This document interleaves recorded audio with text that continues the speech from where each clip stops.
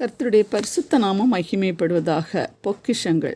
மத்தேயு 2:11. தங்கள் பொக்கிஷங்களை திறந்து பொன்னையும் தூபவர்க்கத்தையும் வெள்ளை போளத்தையும் அதற்கு காணிக்கையாக வைத்தார்கள். சாஸ்திரிகள் குழந்தை இயேசுவை கண்டதும் அவர்கள் குனிந்து மேசியா என உணர்ந்து வணங்கினார்கள். யூத மேய்ப்பர்கள் அவரை இரட்சகராக வணங்கினார்கள். ஆனால் மரியாளை வணங்கவில்லை.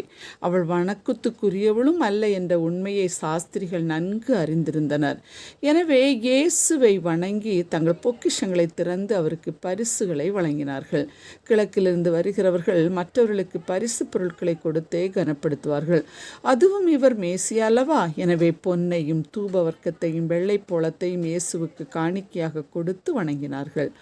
பொன் அவரது அரசாட்சியை அடையாளப்படுத்துகிறது. தூபவர்க்கம் இயேசுவின் தெய்வத்துவத்தை அடையாளப்படுத்துகிறது.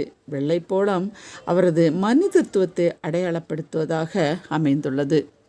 சாஸ்திரிகள் மிக சிறந்ததை தேவனுக்கு கொடுத்தார்கள். நாமும் தேவனுக்கு மிகவும் சிறந்ததை கொடுக்க வேண்டும். ஏன் தேவனுக்கு சிறந்ததை கொடுக்க வேண்டும் என்றால், தேவன் நமக்கு தம்முடைய சொந்த குமாரனையே கொடுத்தார் என்று நாம் பார்க்கிறோம்.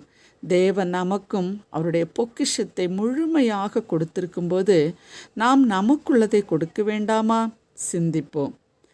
இதற்கு அடையாளமாகவே ஏழை விதவை தன் ஜீவனத்துக்கு இருந்தது எல்லாம் காணிக்கை பெட்டியில் போட்டுவிட்டாள் என்று பார்க்கிறோம். ஆபேல் கொழுத்த பழுதற்ற முதற்பலனானதை முழுமனதோடு கொடுத்து விட்டார். பிரியரே, எனக்கு ஒன்றுமே கொடுக்க என்னிடத்தில் இல்லை, அவர் நுகரும் வாசனை பொருட்களும் என்னிடத்தில் இல்லை என்று புலம்புகிறீர்களா? ஸ்தோத்திர பலியை முழுமனதோடு செலுத்துங்கள். உங்களையே காணிக்கையாக ஆண்டவர் முன் அர்ப்பணியுங்கள். ஜீவனுள்ள தேவனுக்கு ஜீவ பலியாக ஒப்பு கொடுக்கும் பொழுது நம் நிமித்தம் அவர் மகிமைப்படுவார். ஜெபிப்போம். அன்புள்ள இயேசு சுவாமி, இந்த நல்ல நாளுக்காக உமக்கு நன்றி கூறுகிறோம். சாஸ்திரிகள் உம்மை காண வந்த பொழுது பொன்னையும் தூபவர்க்கத்தையும் வெள்ளை போளத்தையும் காணிக்கையாக படைத்தனர் என்று சொல்லி பார்க்கிறோம்.